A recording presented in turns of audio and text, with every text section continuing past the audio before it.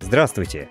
Сегодня мы расскажем вам о хамоне, традиционном и изысканном блюде испанской кухни, приготовленном из свиных ножек. Хамон в переводе означает «окорок». Он приобрел мировую славу в первую очередь благодаря своим ярким вкусовым качествам. Различают два вида. Первый – это серрано. Производится из обыкновенной белой свиньи, которую содержат только в хлеву и кормят комбикормами, а на поздних стадиях в рацион добавляют пшеницу и кукурузу. Второй – иберико, высококачественный и дорогой. Его стоимость в 5-10 раз превышает цену серрано. Он производится из черной иберийской свиньи, которая либо выращивается на пастбище, либо во второй половине откормочного периода выпускается на поле, где питается травой и желудями. Чтобы узнать все о ветчине иберико, следует посетить городок Кортегана в провинции Сьерра-де-Уэльва в Андалусии, что в Испании. Иберийская ветчина или хамон иберико – одно из самых дорогих мясных блюд в мире. Но что такого в этом вяленом мясе, из-за чего оно стоит так дорого?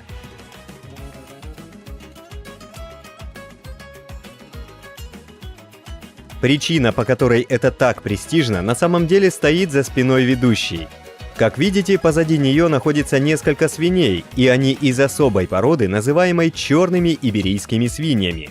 В течение жизни они питаются в основном желудями, которых здесь, в Сьерре, очень и очень много. И именно это придает этой ветчине такой особый вкус. Итак, в нашем видео мы покажем фабрику по производству ветчины и узнаем больше о том, как делают настоящий хамон. Затем расскажем о том, как ветчину нарезают, как ее подают и попробуем понять, почему она такая дорогая. Черные иберийские свиньи произошли от диких кабанов и задолго до наших дней считались деликатесом. В 77 году римский писатель Плиний Старший восхвалял их превосходное качество. В 1493 году, когда Христофор Колумб во второй раз переплыл Атлантический океан, на его каравеллах были иберийские свиньи. Самый дорогой окорок продается за 4100 евро, что составляет более 4500 долларов. Но несмотря на высокую цену, эта ветчина остается местным фаворитом. Черных иберийских свиней можно найти в южных и западных регионах Пиренейского полуострова, который включает Испанию и Португалию. В Испании производство иберийской ветчины ограничено провинциями Саламанка, Уэльва, Кордова, Касерес и Бадахос. Португалия также производит его под названием презунто иберико. Испанская иберийская ветчина защищена от подделок. На каждом хамоне, как и на элитных марках испанских вин, есть бирка, так называемый знак качества, Denominación de Origen. На ней содержатся все основные характеристики хамона: провинция, пастбище, номер свиньи, вес окорока до засола, дата начала засола, срок отправки в камеру, длительность выдержки. 5 испанских провинций, где он производится, разделены на 4 различных защищенных наименования по происхождению. Из общего объема производства иберийской ветчины только 6% имеют черную этикетку, указывающую на то, что это 100% чистая иберийская порода. Иберийские свиньи выращиваются в экосистеме, известной как Дехеса. Это культурный ландшафт Южной и Центральной Испании, обычно предназначенный для пастбищ. Район этот очень неровный и гористый, до него трудно добраться. Он идеально подходит для разведения иберийских свиней. Они очень выносливые и хорошо переносят холодный и суровый климат гор. Эти условия способствуют получению высокой пищевой ценности свиного мяса. Иберийская свинья происходит непосредственно от дикого кабана, так что это свиньи, у которых гораздо больше мышечной массы и меньше жира. Весь этот жир находится внутри всей мышцы, а не снаружи мяса. Жизнь свиней постоянно находится под контролем с самого момента рождения. На пастбище выращиваются около 100 тысяч иберийских свиней. Эти свиньи очень продуктивны. Каждая самка приносит за один помет до 7 поросят, которые остаются рядом с ней до 25 дней, а после этого забираются.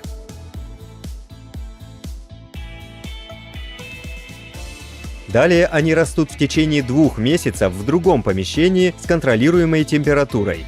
Поскольку свинья – это животное, дающее высококачественный продукт, кормят ее соответствующим образом. Свиньи живут в дикой природе, свободно бродя по Дехесе.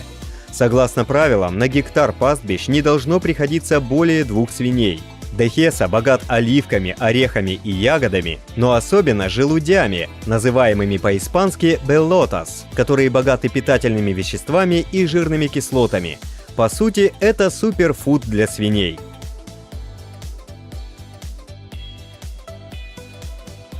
На этапе, когда поросятам от 3 месяцев до года, производители стремятся, чтобы они увеличились в размере, а в весе не слишком.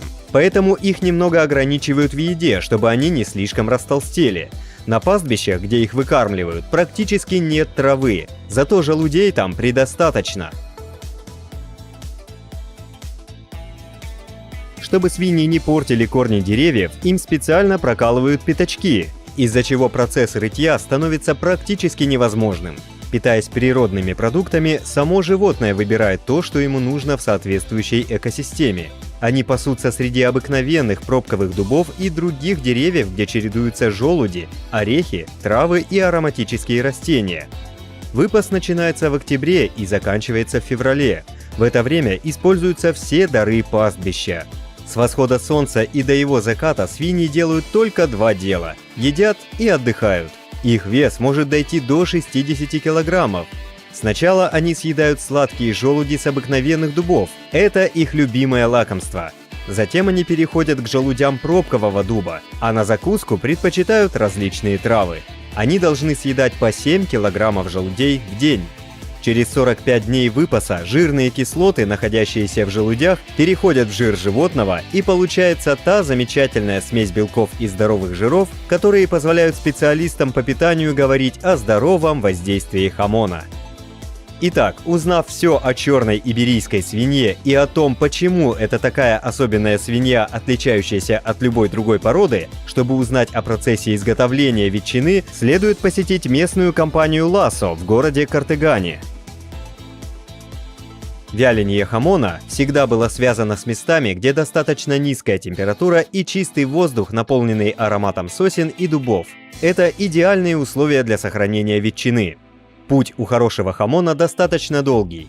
После того, как свинью разрезают, начинается сортировка кусков. Часть из них пойдет на хамон, часть на различные колбасы. Ветчина получается из задней ноги свиньи. Большинство компаний также обрабатывают переднюю ногу, называемую палетой, а остальное мясо используют для других продуктов, таких как чоризо. Ласо хранит в своих подвалах более 150 тысяч ног.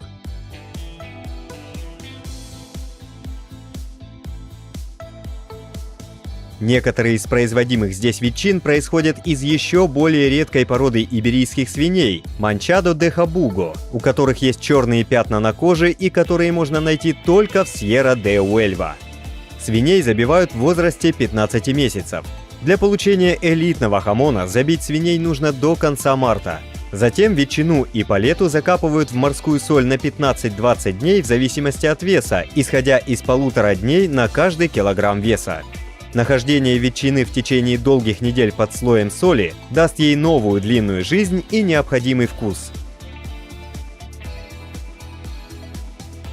После промывки ветчина снова попадает в сушку, теперь на 4-5 месяцев. Это делается, чтобы мясо не испортилось.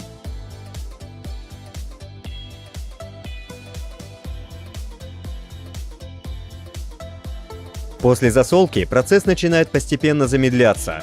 Ноги проводят около 2 месяцев в помещении с регулируемой температурой. Затем их перемещают в проветриваемое помещение на 6-9 месяцев.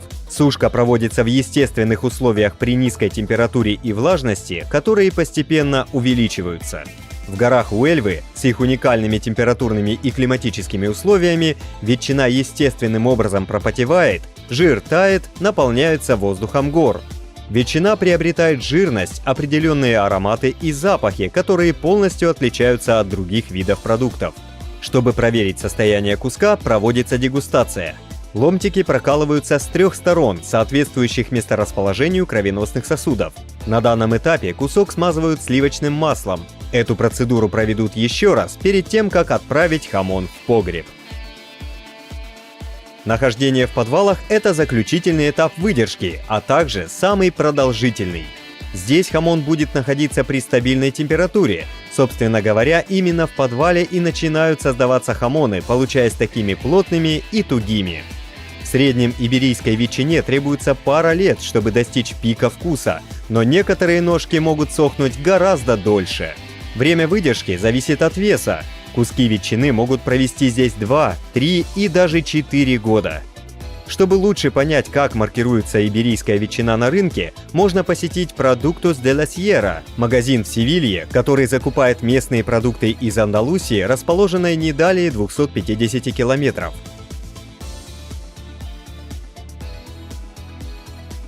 У иберийской ветчины есть 4 категории качества, представленные 4 печатями.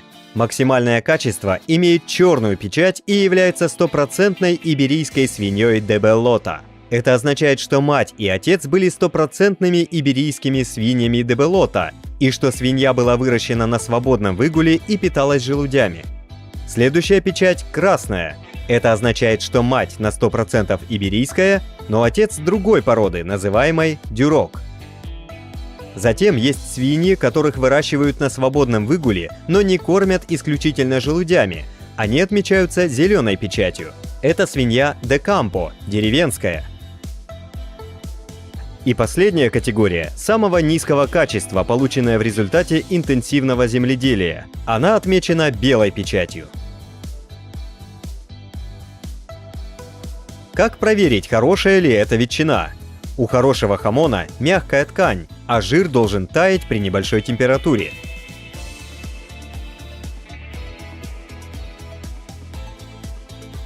Как и в случае с его происхождением и окружающей средой, иберийская ветчина вырезается с использованием особой техники, на изучение которой может уйти много времени. Иберийская ветчина режется длинным, узким и очень гибким ножом.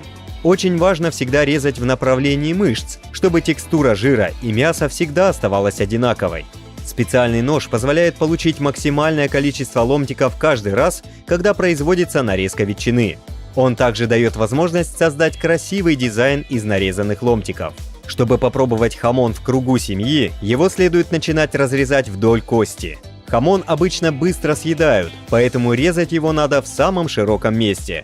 Сначала следует сделать разрез широким ножом перпендикулярно кости, а потом провести нож вокруг. Снятые полоски жира следует отложить, чтобы использовать их в дальнейшем при хранении куска. Их нужно положить поверх разреза, и мясо замечательно сохранится. Ломтики должны нарезаться вдоль куска. Нарезка должна быть очень тонкой, чуть ли не прозрачной, и не более 5 см в длину. Большое количество прожилок в прозрачном сале характерно для хамона высокого качества. Помимо длинного ножа и специальной доски для нарезки хамона, которые фиксируют кусок, очень важна тарелка, на которой будет подаваться мясо. Она не должна быть холодной. Оптимальная комнатная температура 20-22 градуса. При нарезании хамона не стоит слишком перегружать тарелку и, как говорят специалисты, нужно просто прикрыть ее. К сожалению, экспорт настоящего высококачественного хамона Иберико из Испании запрещен. Производство деликатесного сыровяленого продукта довольно сложное, многоэтапное и затратное, поэтому даже не все местные жители имеют возможность полакомиться испанской ветчиной. На отечественном рынке можно встретить хамон только вида серрано. В Испании недорогие сорта можно купить по доступной цене в любом супермаркете. Но для тех, кто хочет продегустировать и только потом сделать покупку, следует посетить специальный ресторан – хамонерию.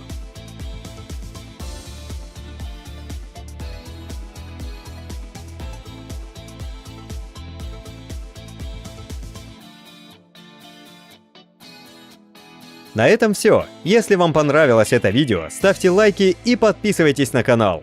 До новых встреч!